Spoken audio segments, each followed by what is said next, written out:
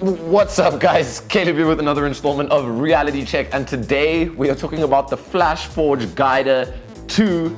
But first and foremost, we need to get this thing out of the frame because it's way too big, so just bear with me. Oh, Jesus.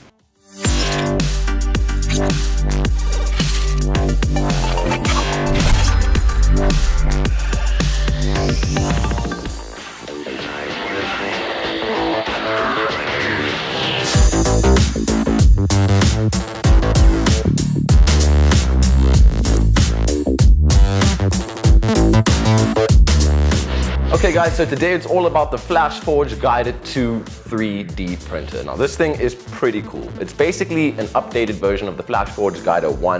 It has some build improvements, it's got a couple of extra features, it's just a general all-round upgrade from the FlashForge Guider I. Let's talk about it in a little bit more detail. Okay, so in terms of the build quality of this beast, it's really awesome. Its total dimensions, not now the actual volume in which you can print things, are 549 by 490 by 541.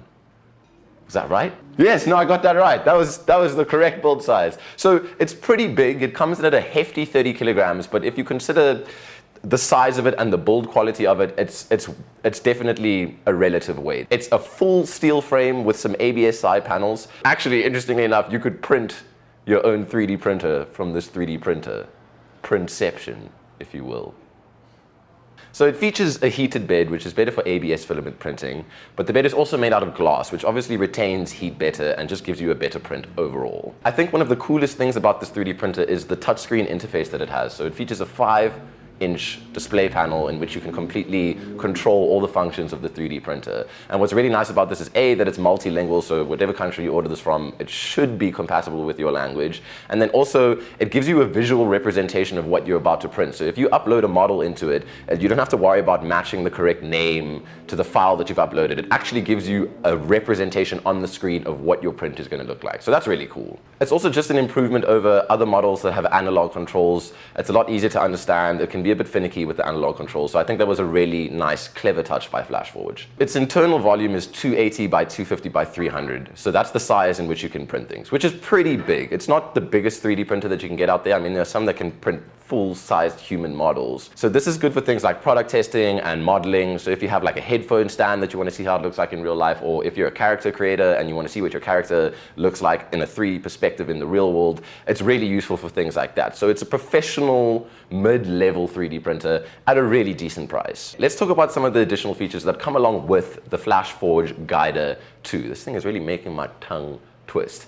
First and foremost, it features the Flash Print, which is its own personalized printing software, which has a whole lot of awesome features, specifically the automated ones. So it has an auto fix. If it reads that something's wrong with your model, it's not compatible with the printer itself, it can auto fix it in terms of like its size and dimensions. It also has an auto splice function, which can be very useful if you're not the most clued up or the most experienced when it comes to 3D printing. So the automated systems that are included within the Flash Print software are really cool for first-time 3D print users, or just for people who don't want to delve too much into that knowledge. Another cool feature is that it has a play and pause print function, or a resume print function. So this can be hella useful if you want to change the filament color, or if the power fails, or if you just want to pause something and make an adjustment or move the printer itself or anything like that.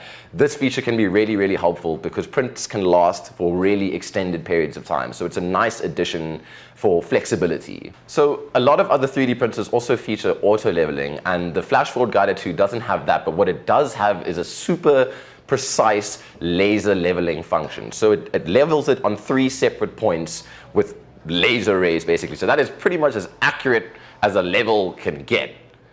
You want to experience true level, do you? Oh my God!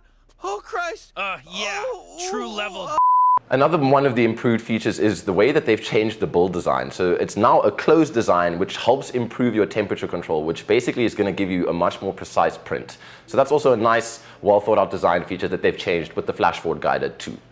Okay, so now let's talk about some of the technical specifications, which I don't really remember. So for that, we have our mad scientist resident, Jimmy Jims. Oh, personal space, mad scientist Jimmy, please. Thank you. All right, tell them about some of the tech specs.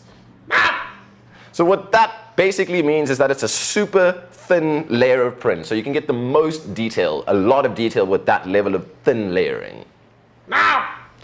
What that means is it prints pretty damn quickly. In accordance with other printers that you might see there, it's not a bad print time. It can be pushed higher, but that's still pretty fast. Wow. And that means you're going to have a decent temperature for ABS printing. So that is the melting point for ABS printing. So that's good that it allows compatibility for both ABS and for PSL. That's the one. PLA. PLA, that's the one. PLA. So what that means is you're going to have crazy precise printing. So that is a super, super small number, which means great precision. Thanks, mad scientist Joe Jims. Okay, so I also spoke to him when he was actually speaking English outside of this. And what he explained to me is that 3D printing is temperamental by nature. So it's not a perfect science. They haven't got it exactly locked down. So you're always going to be facing some kind of issue, which is just inherent to the science of 3D printing. But when you're looking for a decent quality printer at a decent price that still gives you professional results, this is the thing to buy. And speaking of buying, can we print 3D money? Like print plates. Joe. Yeah. Anyway, speaking of buying, y'all know what that means.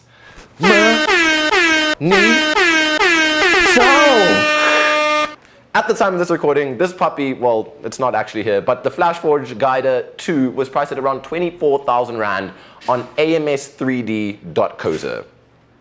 Now, that is not a bad price because 3D printers can come in varying sizes with varying costs and varying features, but this thing is really versatile. It gives you a lot of bang for your buck. And also, ams3d.co.za has mad services. They really just cover repairs, they cover all kinds of different printers, they have really good customer service. It's just generally a great website, so we're giving a little push to them. Not sponsored, but we really like it, and that's where we bought our 3D printer from. And that pretty much wraps it up for this week's installment of Reality Check. Let me know what you think a really cool or crazy idea to get something tiny 3D printed would be, and maybe we'll do it. Do not forget to hit like and subscribe, and we'll catch you guys next week for another installment of Reality Check.